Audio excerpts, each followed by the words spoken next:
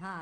महाराज जी के चरणों में कोटि कोटि प्रणाम। जय हो। कैसे हैं और प्रभु? उतने समय इस साथ में था उसी तरह जैसे कि बिहारी ने लिखा है कि ही आसाठ कयो रहत अली गुलाब के मूल हुई है फेरी बसंत ऋतु तो इंदा रनवे फूल। इसलिए मैं अवसर ढूंढ रहा था जो कब महाराज जी का सुहागवन हमारे राज्य में होगा। लेकिन जब मैंने सुना कि आप अमुक स्थान पर आ रहे हैं तो मैं भी बहुत सुदूर जगह से साजीपुर के नजदीक से आ रहा हूँ। हाँ। और सुनने में आया कि किसी प्रकार की शंका अगर किसी आदमी के बीच में हो तो उसका समाधान श्रीमान के मुख से हो जाता है। इसलिए आज हम यह आपसे पूछना चाहते हैं कि जैसा आपने कहा है कि जीव हिंसा नहीं करना चाहिए। हाँ। कहा है ना, मुर्गा के बारे में कहा, अंडे के बारे में कहा, हर बात कहा है ना। लेकिन रामचंद्र स्वतः शिकार करते थे, जिसके संबंध में बालकांड में हमने पढ़ा उनके राम जन्म के बाद में जब बंधु सखा संग ले बोलाई अब वन मिल गया नित खेल ही जाई। तो वन में खेलिए जाया करते थे। वन मिल गया नित खेल ही जाई पावन मृग मां रही जिए जानी नित प्रति निर्पही देखा वही आनी। तो क्या इस संबंध में क्या युक्ति संगत बात है? इसी का शंका समाधान हमको करवाना है आपके मुखार बिन से। जो रामचंद्र है इतना पुरुषोत्तम थे, पुरुष में उत्तम कहा गया था पुरुषोत्तम है, तो यदि वो पुरुषोत्तम थे तो फिर शिकार करने कहा गया। अब पावन मृग का सवाल जब यहाँ उत्पन्न होगा तो कैसे समझगा जब पावन मृग है? मैं अगर पावन हूँ और आपके मारने से यदि मैं स्वर्ग में चला जाऊँ, स्वर्ग में चला जाऊँ तो क्या मुझको कष्ट नहीं होगा? अब उत्तर दे दें? अब उत्तर दे दें? हमने ऐसा यदि किया तो क्यों ना करके अपने पिताजी को दिखाया करते थे जे? अब उत्तर दे दें? प्रश्न पूरा हो गया, उत्तर दे दें? इसका समाधान हमको कर दें? चलो वीडियो में बने रहें दोस्तों। दरअसल ये बूढ़े बाबा का सवाल है, यदि किसी जीव को मार कर खाना पाप है, जानवरों का हत्या करना भी पाप है, तो हमारे श्री राम भगवान जी जो थे वे जंगलों में जाकर तीर धनुष लेकर हमेशा जानवरों का शिकार क्यों करते थे? क्या जानवरों का शिकार करना पाप नहीं होता? क्या उनमें जीव नहीं होती? सिर्फ जीव को मार कर खाना ही पाप है? दोस्तों इस बूढ़े बाबा की सवालों पर गुरुजी क्या जवाब देते हैं, आइए वीडियो में आगे देखते हैं। इनका प्रश्न ये है कि भगवान राम भी तो मृग को मारते थे, है ना? तो मृग भगवान राम मारते थे तो हम लोग क्यों ना मारें? सुनिए बेटा, बैठ जाओ, सब बैठ जाओ। देखो ऐसा है, दादाजी समझिएगा, दादाजी समझिएगा, समझो समझो। देखो आज जो डॉक्टर बनते हैं ना, आज जो लोग डॉक्टर बनते हैं तो वो डॉक्टर बनने के पहले चूहों पर एक्सपेरिमेंट करते हैं, हाँ या ना? चूहे को इंजेक्शन लगाते, उसका पहले फाड़ते हैं, उसे ऑपरेशन करते हैं। इंसानों का इलाज करने के पहले डॉक्टरों को बंदर का और चूहे को इन पर एक्सपेरिमेंट कराया जाता है कि आपको सही आया कि नहीं।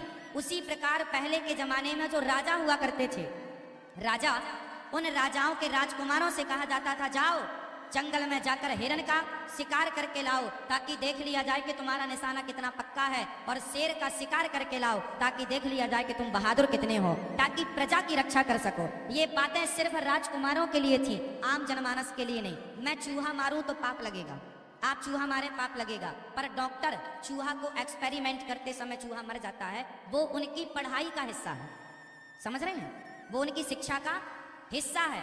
उसी तरह उस जमाने में हिरण का और शेर का शिकार करने के लिए राजा इसलिए भेजता था कि शेर का शिकार करके आएगा तो प्रजा निडर हो जाएगी कि जो शेर का शिकार कर सकता है वो अपने प्रजा की रक्षा कर सकता है। तो एक राजा को किस प्रकार के एक्सपेरिमेंट से गुजरना पड़ता था, तो वो राम एक राजकुमार थे और भावी राजा थे, इसलिए उनको इस एक्सपेरिमेंट से गुजारा गया। और ये छूट केवल राजाओं के लिए है, सबके लिए नहीं। और दूसरी बात, जंगल में जो उद्दंड हिंसक पशु हो जाते थे, जैसे गांव में कोई बैल ऐसा होता है जो सारे को मारता है, तो ऐसे जो जंगल में उद्दंड कोटि के जो प्राणी हो जाते थे उनका शिकार किया जाता था, हर जीव जंतु का नहीं, ठीक है?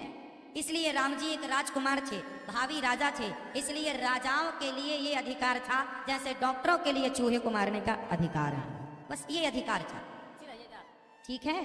एक बात और है, हाँ, जैसे जनकपुर में धनुष भंग करने के टाइम में भगवान जब पहुंचे थे और सीता भी मौजूद थी, तो देखी विपुल विकल्प देही आ निमिष विहात कलपसम तेही आ तीर्थित बारी बिनु जो तनु त्यागा तो मुँह करई का सुधा तरागा।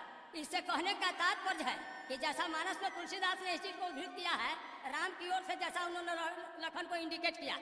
तो मेरा कहने का मतलब है जो अमृत हर मृत प्राणी को जिंदा करने में सक्षम है। तो राम ने अपने मुखार बिन से क्यों कहा था जो तिरछित बाहरी बिनु सीता को देख करके जो तिरछित बाहरी बिनु जो तनु त्यागा तो मुँह कड़ाई का सुधा तरागा। इससे साफ जाहिर होता है कि मृत प्राणी को अमृत जिंदा करने में सक्षम नहीं है।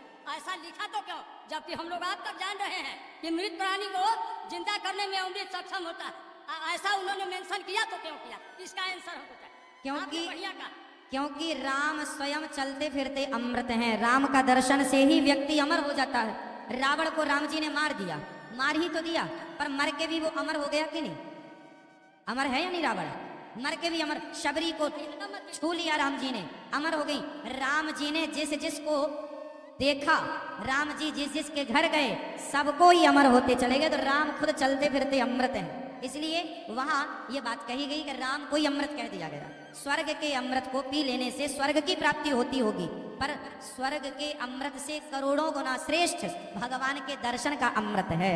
राम जी के दर्शन का जो नयनों से पीने वाला अमृत है, वो उस स्वर्ग के अमृत से करोड़ों गुना श्रेष्ठ। तीसरी बात मैं आपसे सरकार यह पूछना चाहता हूँ, जिस समय पंचवटी में मारीच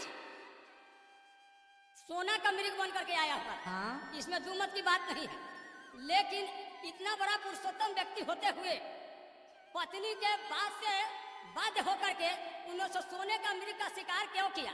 जैसे आपकी पत्नी हो, आपकी बहू हो, हमारी पत्नी, हमारी बेटी हो, अगर लाख रुपये का आभूषण पहन करके कहीं अगर बाहर निकलता हो, तो हमें यदि उसके आभूषण के प्रति लालच नहीं हो, तो मैं उसके प्रति क्यों जो है कि न से अपने को उसका पीछा मैं क्यों करूँ? तो राम अपने पत्नी के वाणी से उद्यत होकर के जो ऐसा किया, वो सोने का मृग बन करके जा रहा था। सही थोथी दलील भी लोग करते हैं जो ऐसा होना था, गलत बात है। कहा गया है जो example is better than precept, उपदेश से उदाहरण कहीं अच्छा होता है कि नहीं होता है? तो यदि वो सोने का मृग हुआ तो क्या उनके लिए युक्ति संगत बात थी कि अपनी पत्नी के बाद से बाध्य होकर के उस मृग का शिकार करना? इस पर अपना विचारधारा को प्रकट कीजिए। अच्छा ये बताइए, यहाँ देखिए, यहाँ ये बताइए कि जो सीता, सुनिए ध्यान से इनके सवाल का उत्तर सुनो। जो सीता सोने के मृग पर मोहित हो गई, पहले तो ये बताइए क्या वो सीता स्वयं असली थी? नकली। हाँ, तो नकली सीता ही नकले सोने के मृग में मोहित हो गई। नकली थी।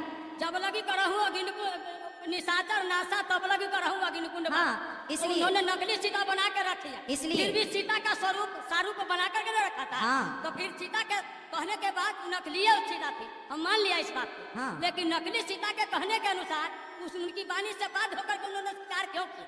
भाई सीता नकली थी और मृग भी नकली था, समझो।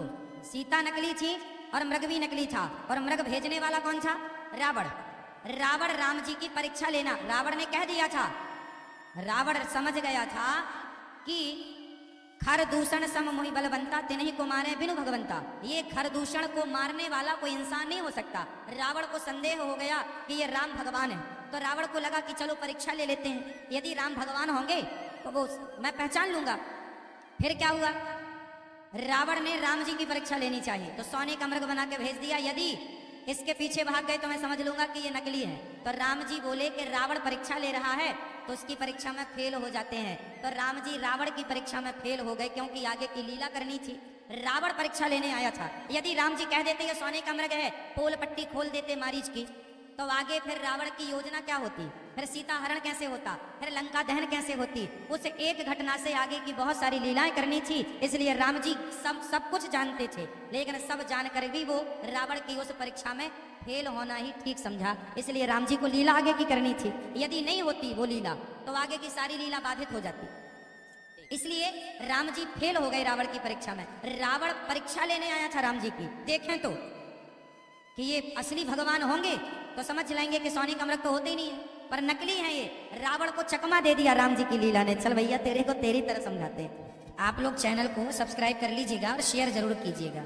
मोबाइल पर यूट्यूब पर अनिरुद्धाचार्य जी सर्च कीजिए, एक प्रश्नोत्तरी आप सुन रहे होंगे, लाल बटन होगी, सब्सक्राइब कर लीजिएगा। सब्सक्राइब करने का अर्थ है कि आप इस परिवार से अब निरंतर जुड़ गए।